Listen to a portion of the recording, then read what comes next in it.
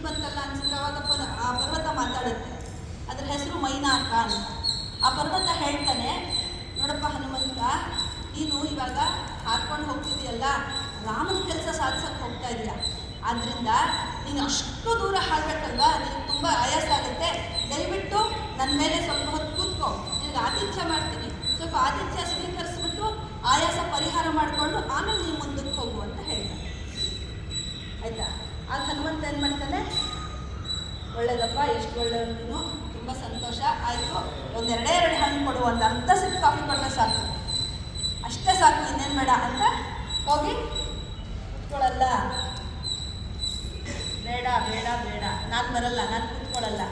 ನಾನು ಒಂದು ನಿರ್ಧಾರ ಮಾಡ್ಕೊಂಡಿದ್ದೀನಿ, ಏನಂತ, ಎಲ್ಲೂ ನಿಲ್ಲದೆ ನಾನು ನನ್ನ ಕೆಲಸ ಒಂದೇ, ಈಗ ಸೀತಾದೇವಿನ ಹುಡುಕೋದೇ ನನ್ನ ಕೆಲಸ. ಈಗ ಲಂಕೆವರೆಗೂ ಒಂದು ನೆನೆತ ಹಾಕ್ಬಿಡ್ಬೇಕು, ಮಧ್ಯೆ ನಾನು ಎಲ್ಲೂ ಕೂತ್ಕೊಳ್ಳೋದಿಲ್ಲ, ಎಲ್ಲೂ ವಿಶ್ರಾಮ ನಾನು ತಗೊಳ್ಳೋದಿಲ್ಲ ಅಂತ ನಾನು ನಿರ್ಧರಿಸ್ಬಿಟ್ಟಿದ್ದೀನಿ. ಆದ್ದರಿಂದ ತುಂಬ ಸಂತೋಷ, ನೀನು ನನಗೆ ಅತಿಥಿ ಸತ್ಕಾರ ಮಾಡಿದಷ್ಟೇ ನನಗೆ ಸಂತೋಷ ಆಯಿತು.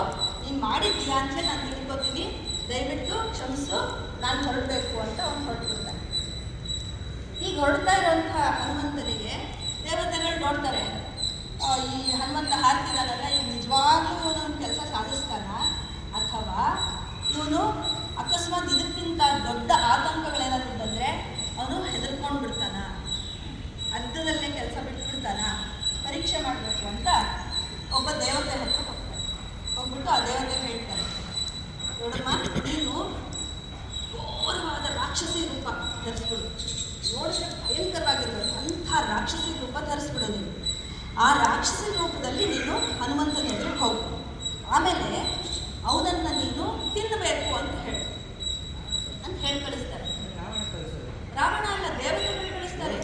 ಇಂದ್ರ ಆಯ್ತಾ, ದೇವತೆಗಳು ಕಳಿಸ್ತಾರೆ. ಹೋಗಿ ಯಾತಕ್ಕೆ ಗೊತ್ತಾ, ನೋಡಿ, ಯಾವಾಗಲೂ ದೇವತೆಗಳು ಕಳಿಸೋದು ಯಾಕೆ ಗೊತ್ತಾ, ಯಾಕೆ ಪರೀಕ್ಷೆ ಮಾಡೋದು. ನಿಜವಾಗ್ಲೂ ಅವ್ನು ಸಾಧಿಸೋಷ್ಟು ಇವನಿಗೆ ಅರ್ಹತೆ ಯೋಗ್ಯತೆ ಇದೆಯಾ, ಮನಸ್ಸಿದೆಯಾ, ಮಾಡ್ತಾನ, ಇವನಲ್ಲಿ ಛಲ ಇದೆಯಾ, ಇವನು ಅಥವಾ ಹೆದರ್ಕೊಂಡ್ಬಿಡ್ತಾನ, ಇವನು ಎಷ್ಟು ಕಾನ್ಫಿಡೆನ್ಸ್ ಇದೆ ಅಂತ ಚೆಕ್ ಮಾಡೋದಕ್ಕೆ ಅವರು ದೇವತೆಗಳು ಹೇಳಿ ಕಳಿಸ್ತಾರೆ. ಅವಳು ದೊಡ್ಡ ರಾಕ್ಷಸಿ ರೂಪವನ್ನು ಧರಿಸ್ಬಿಡ್ತಾರೆ. ಆಯಿತಾ. ಈಗ ನೋಡಿ, ನಿಮ್ಮ ಪಾಯಿಂಟ್ಸಲ್ಲಿ ಬೀಳ್ತಾ ಇದೆ, ಅವ್ರು ಬರ್ಕೋತಾ ಇದ್ದಾರೆ. ಒಂದೊಂದು ಟೀಮಲ್ಲಿ ಯಾರು ನನ್ನನ್ನು ನೋಡ್ತಾ ಇಲ್ವೋ ಅವ್ರಿಗೆಲ್ಲ ಮೈನಸ್ ಆಗ್ತಾ ಹೋಗುತ್ತೆ. ಅಣ್ಣಂದ್ರೆ ಎಲ್ರಿಗೂ ಗೊತ್ತು ಹೆಚ್ಚು, ನಿಮ್ಮ ಹೆಸರೇನು ಗೊತ್ತಿರೋ ಕೆಲಸ ಇಲ್ಲ, ಅಣ್ಣಂದ್ರ ಹೆಸರು ಮೇಲೆ ಅಲ್ಲಿ ಪಾಯಿಂಟ್ಸ್ ಬರ್ಕೋತಾ ಇದೆ. ಯಾರ್ಯಾರು ನನ್ನನ್ನು ನೋಡ್ತಾ ಇಲ್ವೋ ಅವ್ರಿಗೆಲ್ಲ ಮೈನಸ್ ಪಾಯಿಂಟ್ಸ್ ಆಗ್ತಾ ಹೋಗುತ್ತೆ. ಆಯಿತಾ. ಸರಿ, ಈಗ ಅಲ್ಲಿ ಆ ದೇವತೆ ಬರ್ತಾಳೆ, ಒಂದು ರಾಕ್ಷಸಿಯಾಗಿ ಬರ್ತಾಳೆ, ಬಂದು ಹೇಳ್ತಾಳೆ ಹನುಮಂತನಿಗೆ, ನೋಡಪ್ಪ, ಈಗ ನನಗೆ ದೇವತೆಗಳಿಂದ ಒಂದು ವರ ಇದೆ, ಏನಂತಂದರೆ ನನ್ನನ್ನು ಯಾರು ಹಾದು ಹೋಗ್ತಾರೋ ಅವರನ್ನು ನಾನು ಆಹಾರವಾಗಿ ತಿನ್ಬೋದು ಅಂತ. ಆದರೆ ನೀನು ಇಲ್ಲಿ ಬರ್ತಾ ಇದೆಯಾ, ನಿನ್ನನ್ನು ನಾನು ಸೇವಿಸ್ಬಿಡ್ತೀನಿ, ತಿಂದ್ಬಿಡ್ತೀನಿ, ಬಾ ನನ್ನ ಬಾಯೊಳಗೆ ಅಂತ ಬಾಯಿ ತೆಗಿತಾನೆ. ಹನುಮಂತ ಕೇಳ್ಕೊತಾನೆ, ಅಮ್ಮ ನನ್ನ ಬಿಡು, ನಾನು ತುಂಬ ದೊಡ್ಡ ಕೆಲಸಕ್ಕಾಗಿ ಹೋಗ್ತಾ ಇದ್ದೀನಿ, ರಾಮನ ದೂತನಾಗಿ ಹೋಗ್ತಾ ಇದ್ದೀನಿ, ನಾನು ಸೀತಾದೇವಿನ ಹುಡ್ಕಕ್ಕೆ ಹೋಗ್ತಾ ಇದ್ದೀನಿ.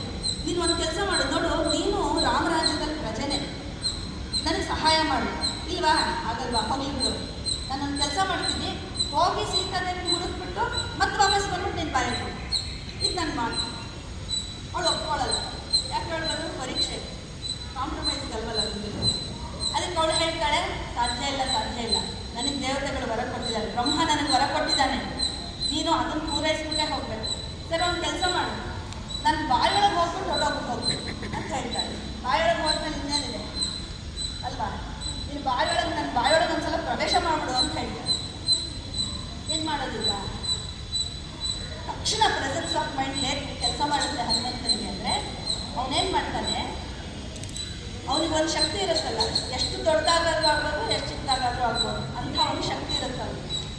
ಅವನು ದೊಡ್ಡದಾಗಿ ಬೆಳೀತಾನೆ ಹನುಮಂತ. ಬೆಳೆದ್ಬಿಟ್ಟು ಅವಳಿಗೆ ಹೇಳ್ತಾನೆ, ನೋಡಮ್ಮ, ನೀನೀಗ ನಾನು ಇಷ್ಟು ಬೆಳೆದಿದ್ದೀನಲ್ಲ, ನನ್ನನ್ನು ನುಂಗೋಷ್ಟು ದೊಡ್ಡ ಬಾಯಿ ತೆಗಿ ನೋಡೋಣ ಅಂತ ಹೇಳ್ತಾನೆ. ಅವಳೇನು ಮಾಡ್ತಾಳೆ, ಇವನು 10 ಯೋಜನ ಬೆಳೆದ್ರೆ ಅವಳು 20 ಯೋಜನ ಬಾಯಿ ತೆಗಿತಾಳೆ. ಅವಳು ಡಬಲ್ ಅಷ್ಟು ಬಾಯಿ ತೆಗಿತಾಳೆ, ದೊಡ್ಡದಾಗಿ ಬಾಯಿ ತೆಗಿತಾಳೆ. ತಕ್ಷಣ ಹನುಮಂತ ಏನು ಮಾಡ್ತಾನೆ,